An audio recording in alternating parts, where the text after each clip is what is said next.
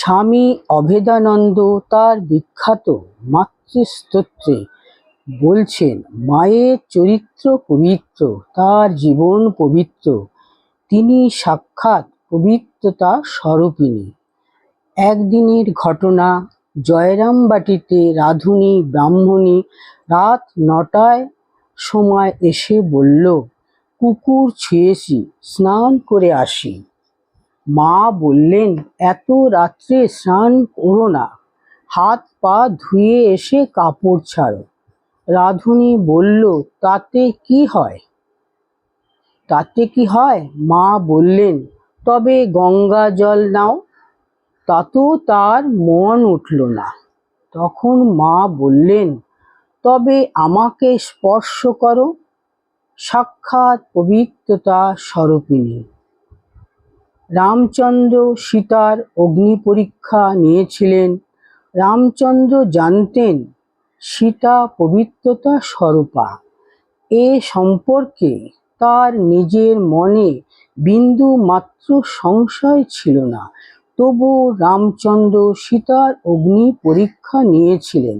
কেন নিয়েছিলেন? জগতের সামনে সীতার পবিত্রতার স্বরূপ এবং তার মাহাত্ম্য তুলে ধরবার জন্য।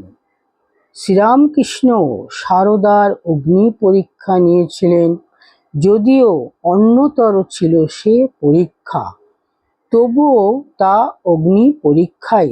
সেও জগতের সামনে পবিত্রতা স্বরূপিণী সারদার মহিমা তুলে ধরবার জন্য। পরিপূর্ণভাবে কামজিৎ হয়েছে কিনা সে বিষয়ে আচার্য তোতাপুরীর উপদেশ স্মরণ করে শ্রীরামকৃষ্ণ দক্ষিণেশ্বরে নিজের সংযমের পরীক্ষার ব্যবস্থা করেছিলেন। সেই সঙ্গে শ্রীমার অগ্নি পরীক্ষারও। পূর্ণ যৌবন শ্রীরামকৃষ্ণ নব যৌবন সম্পন্না শ্রীমার সঙ্গে দীর্ঘদিন এক শয্যায় অতিবাহিত করেন। আশ্চর্য তাদের এই দিব্য লীলাবিলাস, যেখানে সামান্যতর কামভাবেরও অস্তিত্ব কদাচ দেখা যায়নি। এ বিষয়ে শ্রীরামকৃষ্ণের কৃতিত্বের কথাই সকলে স্বীকার করেন। কিন্তু শ্রীমার মহত্ত্ব যে কোনো অংশেই শ্রীরামকৃষ্ণের চেয়ে কম ছিল না, বরং বেশিই ছিল। সে কথা স্বয়ং শ্রীরামকৃষ্ণ পরবর্তীকালে মুক্ত কণ্ঠে বলেছেন, ও যদি এত ভালো না হতো, আত্মহারা হয়ে তখন আমাকে আক্রমণ করত, তাহলে সংযমের বাঁধ ভেঙে দেহ বুদ্ধি আসত কিনা কে বলতে পারে। শ্রীমাকে দ্বিতীয় অগ্নি পরীক্ষার সম্মুখীন হতে হয় যখন মারোয়ারি ভক্ত লক্ষ্মীনারায়ণ শ্রীরামকৃষ্ণের সেবার জন্য 10,000 টাকা দেওয়ার প্রস্তাব করেন। এই প্রস্তাবে কাঞ্চনজিৎ শ্রীরামকৃষ্ণ সুস্পষ্টভাবে তার অক্ষমতা জানিয়ে দেন। কিন্তু এখানেই ঘটনার শেষ নয়। তিনি পরীক্ষা করতে চাইলেন শ্রীমাকে। বললেন, ওগো, এ টাকা দিতে চাই, আমি নিতে পারবো না বলায় তোমার নামে দিতে চাইছে, তুমি ওটা নাও না কেন? কি বলো? প্রলোভনের এই অগ্নি পরীক্ষায় অবলীলায় উত্তীর্ণ হয়েছেন শ্রীমা।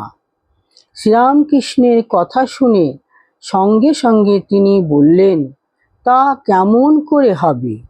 টাকা নেওয়া হবে না।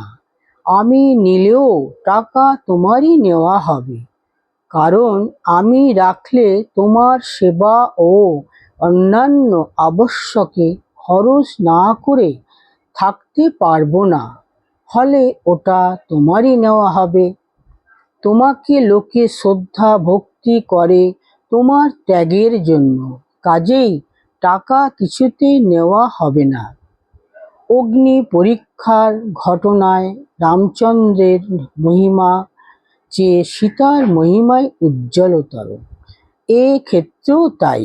কাম ও কাঞ্চনের অগ্নি পরীক্ষায় সারদার মহিমাও যেন রামকৃষ্ণের চেয়ে উজ্জ্বলতর। কঠিন পরীক্ষায় অগ্নিস্নান করে অক্ষতভাবে বেরিয়ে এসেছেন পবিত্রতা স্বরূপিণী সারদা।